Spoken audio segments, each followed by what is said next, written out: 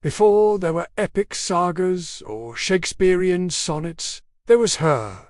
The first named author in human history was a woman, and not just any woman, a Mesopotamian high priestess, poet, and political powerhouse, and it gave humanity many firsts. The wheel, written language, cities, taxes, and poetry. Her name was Enheduanna, and somehow, over 4,000 years later, history forgot her. Until now, but her story was more than just royal blood. 4,300 years ago, in the land between the Tigris and Euphrates rivers, what we now call Iraq, an empire rose. This was Sumer. This wasn't just religious fluff.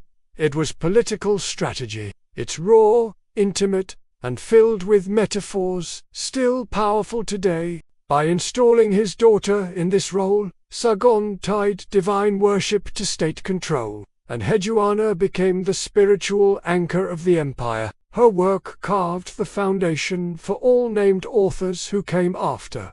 From Homer to Maya Angelou, Enheduanna was born into power. Her father was Sargon of Akkad, the ruler who forged the world's first multi-city empire. She was appointed high priestess of the moon god Nanna in the sacred city of Yor.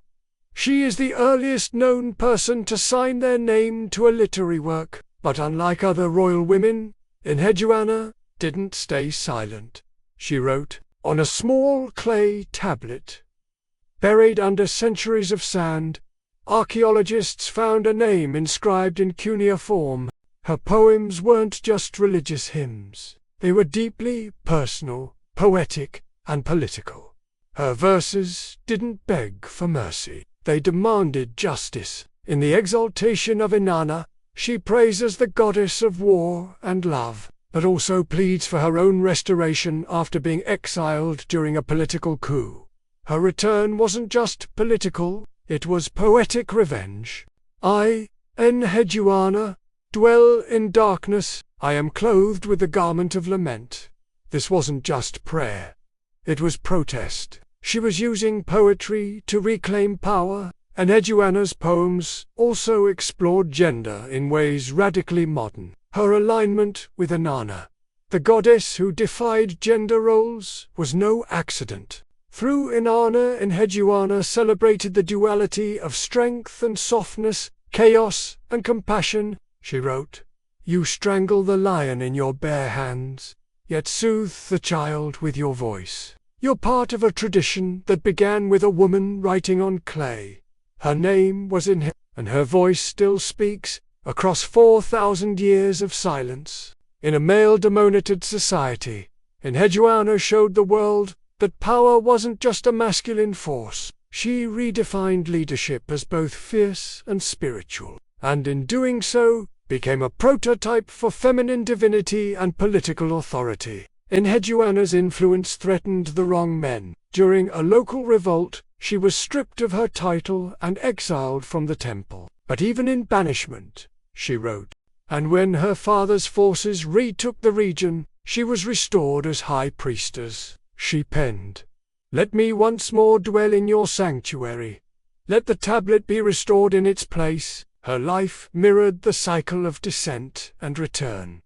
Just like Inanna's myth, a descent into darkness, a rebirth through words. After her death, her name vanished from memory. Her hymns were lost under rubble, forgotten by history books, until rediscovered in the 20th century. Today, scholars recognize Enheduanna not only as the first known poet, but the first known named author in human history. Her writing style influenced generations of scribes. Her metaphors echo in the Bible and Sumerian myth. Yet most people have never heard her name. But maybe that changes now. If you've ever written a poem, a song, or just signed your name, like, subscribe, and follow Utak Diaries for more stories history forgot, but the future should remember.